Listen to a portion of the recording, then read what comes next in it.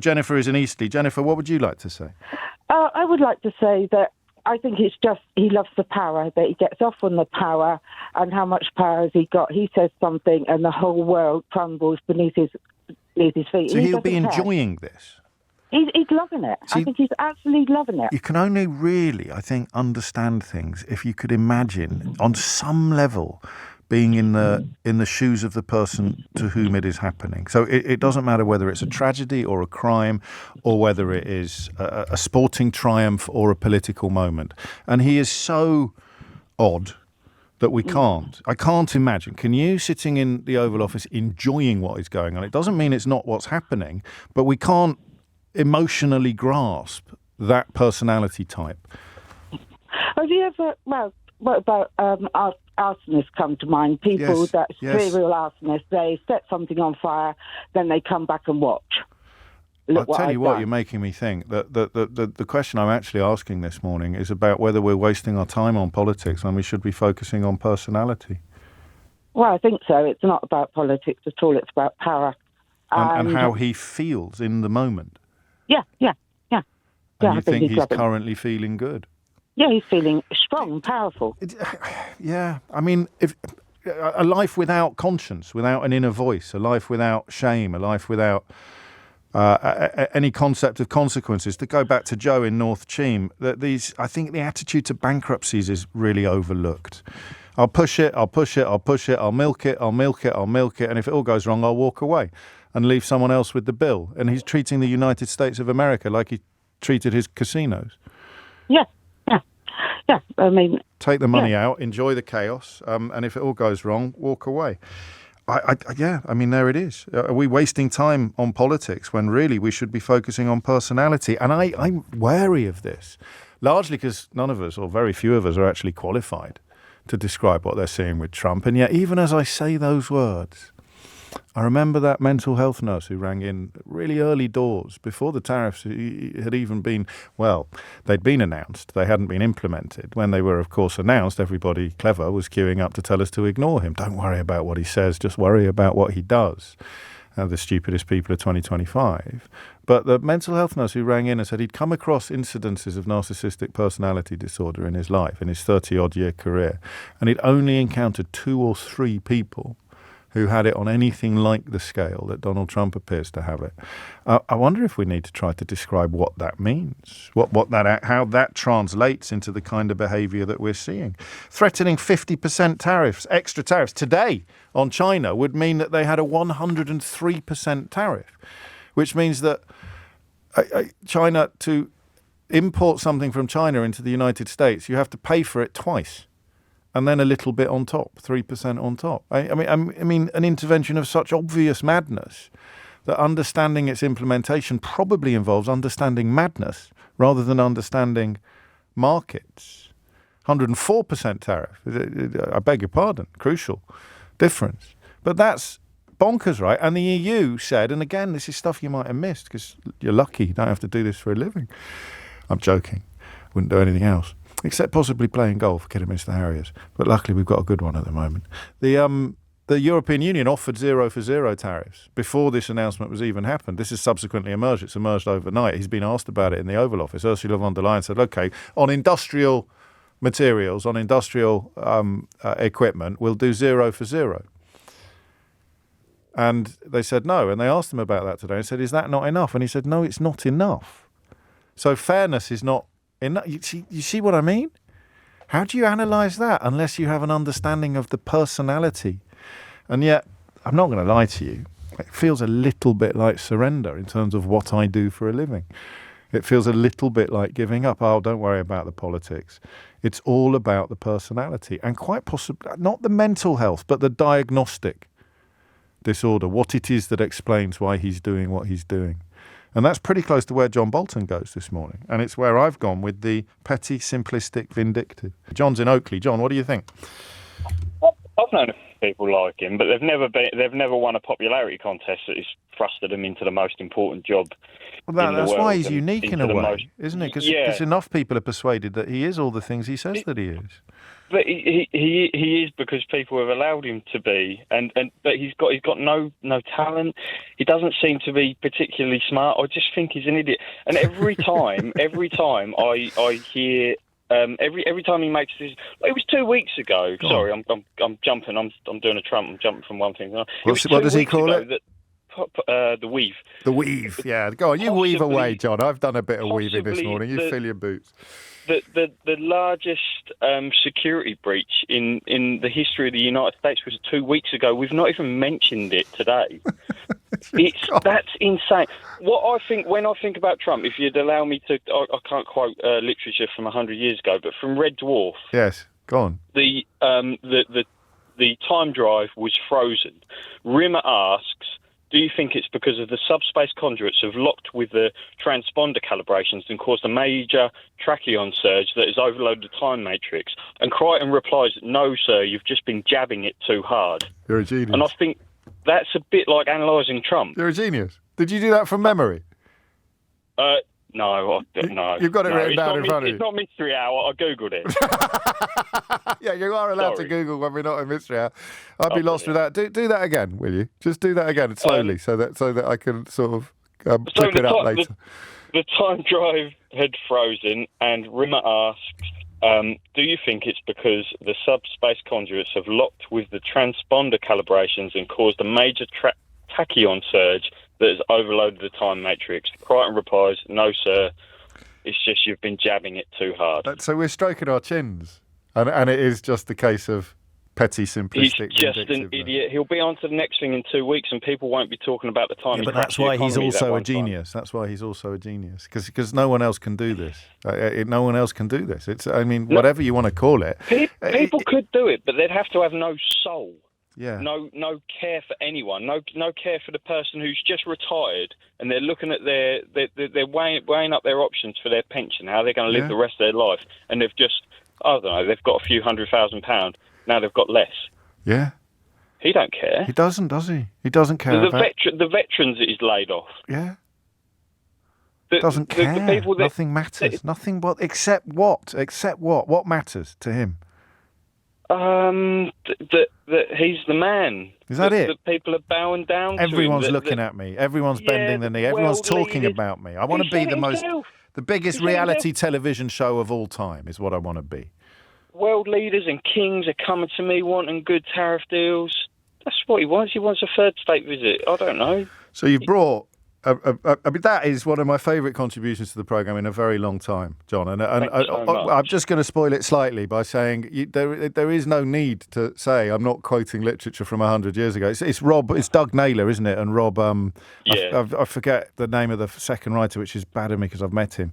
But really good art, whether it's a television comedy or whether it's a Shakespeare play, tells us truths about humanity, and you've just absolutely smashed that truth. We're all sitting here wondering whether it's the subspace conduits or whatever it was, and it is just the case that we're watching a bull in a china shop. We're watching a toddler having a massive tantrum. There's still another dimension to it, which is how he gets away with it and why he is so, quotes, good at it. Well, you can't end the show there. You've got to carry on, James. Well, you see, you're doing it all now. You're producing me as well.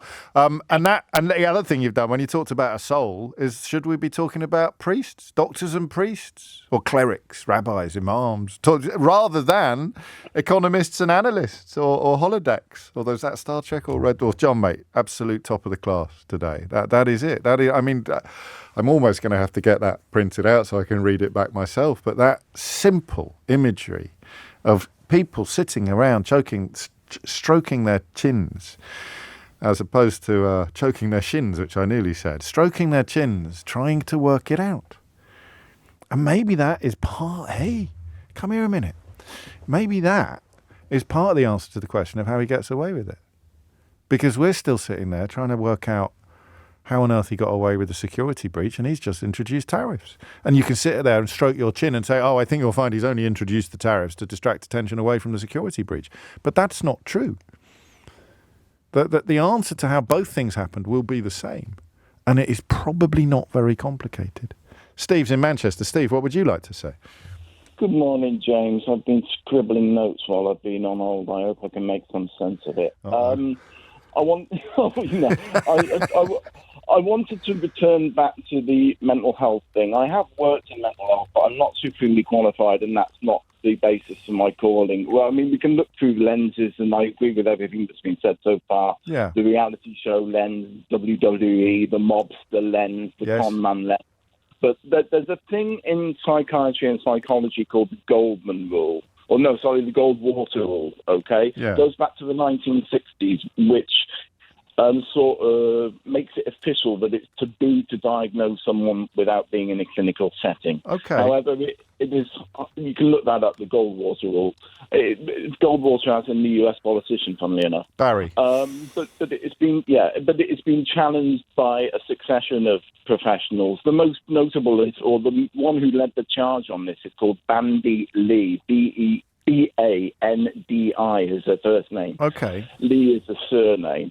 And there's a couple of similar professionals called John Gartner and Harry Siegel who do a YouTube show. I know that sounds a bit... We're going to run out of time with all the name checks. So the Goldwater Rule, in a nutshell, tells us that we shouldn't do what we're about to do, but we're going to. Yeah, correct. Yeah. Because he's the most filmed person in history. So, you know, dementia. They say he's got narcissistic personality or disorder, which is hardly a consensus thing to sort of say. No. But also that he has advancing dementia. Now, his niece is called Mary Trump. You may be aware of her. She's a clinical psychologist. Right. And she'll go along with all this. And the examples of what demonstrate the dementia, there's a thing called anemic aphasia, which is this sort of slurring of words and not quite completing words properly, which were more prevalent during the campaign, probably when he was more stressed, especially at night time, because he's also an addict. We have to remember this isn't particularly contentious. There's a guy called Noel Casler who used to work with him on The Apprentice, who testifies that he's an Adderall user, and Adderall is amphetamine. I've used Adderall because I've got ADHD, as you can probably tell by the way I'm talking, right? So basically, later at night, it's bad, and he used to do all his campaign rallies in the last campaign. He tried to do them earlier. So the main punchline of what I'm trying to say, James, and it's very serious and it's very disturbing, and I don't know what to do about it. The guy is genuinely mad. It's not just colloquially mad. It is the genuinely mad king. And he has dementia. His father had dementia. That's what the weave is all about. That's why he keeps banging on about. How then? And I guess, and I'm enjoying this conversation, and you're not going to believe this, but someone actually mentioned Brandy Lee in a text about 2 minutes before you came on. So there you go. Proof once again of the calibre of my callers, or that we're all singing from a similar hymn sheet. The question then becomes, how does he get away with it? I think people have been, whether they like him or not, people have been sort of subdued into we're losing the phone line. I'll give you a chance, but okay. Be warned. People have been subdued. I think people have just become in awe either of how much they like him for various stupid reasons, or because of how they just can't get a grip on how mad he is. It's so colossal. And I think that probably goes back to the reality TV thing. Because, of course, nothing is less real than reality TV. But because he played a business person on TV... Everyone thinks he is this business genius. And in the great... And I've had a couple of unfortunate experiences on television myself, but in the great annals of things that never should have happened, putting him in that role where he could cast himself as a business genius may have been one of the greatest mistakes in the history of Western democracy. Steve, you're on top form this morning, and I'm grateful to you. Pat is in San Pedro in Spain. Pat, what would you like to say? Hola, James. Thanks for having me on. You're very welcome. James, yeah, I mean, this thing about what happens next, I'd like to address that if I can very quickly. Yeah, of course. But just before, there's just something I want to round off from your previous hour's conversation. But it's kind of carrying on anyway, Pat, so you fill your boots. Yeah, it's probably a good segue. This whole thing, everyone gets caught up in the typhoon that is Trump, and we're all trying to understand him, what happens next. And I think we all know that he doesn't know what happens next, so how the hell have we got a chance? And I think... Is it Kidderminster your hometown, James? It is indeed, yes. So imagine this. Real Madrid come up with a new tactic and they sign a great big 6'11" clod-hopping centre forward from Kidderminster Town's second team. Yeah. They play him in the Don't Champions really have a League. second team, but anyway, sorry, that's me splitting hairs. I was Carry trying to pick you up on. there. Go on then. They bang him into the penalty area. All the corners come raking in. All the defenders are around the giant, while all the playmakers just get the ball and just slide it in. Yeah. That, to me, is who Trump is to the Heritage Foundation and Project 2025. He is the perfect fire that they set to get people to run to try and put out while they get on with their long-planned dastardly deeds, as it were. So, and he's not perfect. He's not perfect because he's unpredictable and self-obsessed, but he's the best available. He's the best. He's actually more than that. I think he's the best applicable because of his vicissitudes. He makes so much noise that makes people look away. Down to the ground. Yes. Yeah, it's perfect for them. It's absolutely. Did you hear the perfect. caller? So, Did you hear the sort of gasp in his voice when he said it's 2 Yes. weeks since the signal? And everyone listening goes, "Oh my days, 2 weeks!" Which is why my trail this morning, the little clip they played towards the end of Nick's show, simply said, "Can this really go on for 4 more years?" Well, I think with Trump it probably can't. That's another side to this story. This story really is all about those dark masters at the Heritage Foundation Project 25. So it's your Curtis Yarvins, it's your Peter Thiels, that long streaky... Teal, apparently. I mispronounced that. I've been corrected. I'm sure I got corrected when I said Teal to Thiel, and now I've said Thiel and everyone's saying Teal. Do we know what it actually is, Pat? Well, I would change it to another word, but we're on Teal. radio. No, don't do that. It's me that gets punished. Teal. We're running with Teal for the time being. And to be clear, we do have a B team. I don't want to get thrown out of Agborough next time I'm there. I just thought it was an amusing interruption. So and that from every direction here. That explains Vance. That explains Vance. Vance is there as the heir apparent. Sir, that's exactly what I was coming on to. I was just going to mention another one of the Dark Masters, and that's that awful Stephen. What's his name? Oh yeah. Oh my God. He looks like Miller. Stephen Miller, the dark progeny of a threesome between Gollum, Goebbels, and Putin. An appalling man. But he's part of that inner sanctum. These are the guys that have been working on this and planning this. Now, Vance, he is the. I hate to apply this word to Vance, but he is the intellectual that they intend to put in place when Trump implodes or when they choose to explode Trump. Yeah. So he's part of the plan, and that's why you've seen this guy have this, sort of Damasian change event from calling Trump Hitler to actually espousing. Because they promised him the earth. They promised him the earth. They promised him the earth, and he sees that the plan here. Project 2025 is already underway. There's no way Trump would have done as much as he's done in 2 months. I mean, that's far beyond any of his very limited capabilities. So this has all been in train, and they are looking to completely disassemble, everything that's happening with the tariffs, everything that's happening with, cancelling the Department of Education, all of the Doge layoffs with Musk. Mm-hmm. It's all there to completely crumble the US into a pile of dust that they can reform to something else. Now, that something else is an oligarchy. That something else is not about the public good at all. It's all about what people won't know. I'm sorry to interrupt you, but what people won't know is that they don't hide it. I mean, the more you dig into this, and you clearly have dug into it, for the record, more than I have, but phrases like anti-equality and anti-democratic are not controversial in the circles you're describing. Anti-democracy is the point. I mean, Thiel has said democracy. Made it fashionable. Yes, democracy is the problem. It's this idea. It makes me think of, I don't know, I keep referring back to novels, things that haunt me from novels. Like, people living on the street. I mean, abject, epic poverty beyond anything. Yes, but I know we have homeless people living on the street, but I mean, people who had a job. I'm going to tie myself in knots in what I'm trying to describe, but the acceptance of poverty, that line from the hymn. I so agree with you. I so agree. Yeah. And it's not only the acceptance of it, it's let it happen, but don't let it happen anywhere where we can see or feel it. And we're not responsible for it. So let it go into create its own sort of nest somewhere, and we don't have to worry about it. And what worries me even more, James, even if we go beyond the whole sort of tariff thing and what comes next there, what worries me more is this huge rise in Gen Z who are saying that they prefer to go to the right. They prefer a dictator. There was a recent survey done in the UK. It wasn't Now, quite that's as not scary their as fault. it wasn't quite as scary as you were told. The more you dug into that, the less accurate the headline the actually was. headline blew But it there's a out. direction of traffic that is of profound concern, and it's tied in some ways to the manosphere, to the Andrew Tate so-called influencers. Which is also tied to the financial crash in 2008 and then COVID.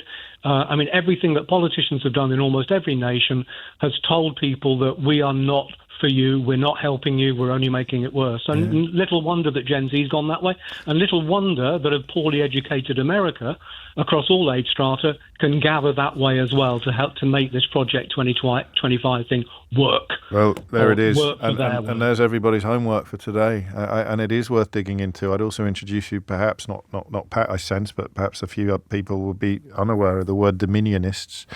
I rely on Emma, who's one of my most tireless correspondents, to keep me up to speed with some of this, but I don't know the half of it because it sometimes sounded fanciful. And yet, what word would you have used to describe 5 years ago even? Never mind 10 years ago, before Brexit even happened, predictions of where the West has gone in the last decade.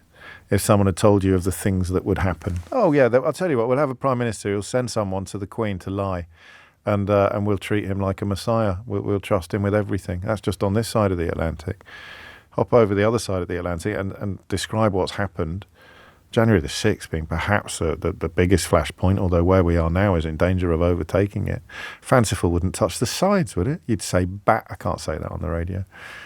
You would reach for a much stronger word than fanciful. If someone had described in 2016 what is happening, or 2015 what is happening now, you'd have thought that they'd completely taken leave of their senses. But some people have joined some of the dots, and most of the lines, when the dots are joined, lead back to, as Pat has pointed out, Project 2025 and dominionists.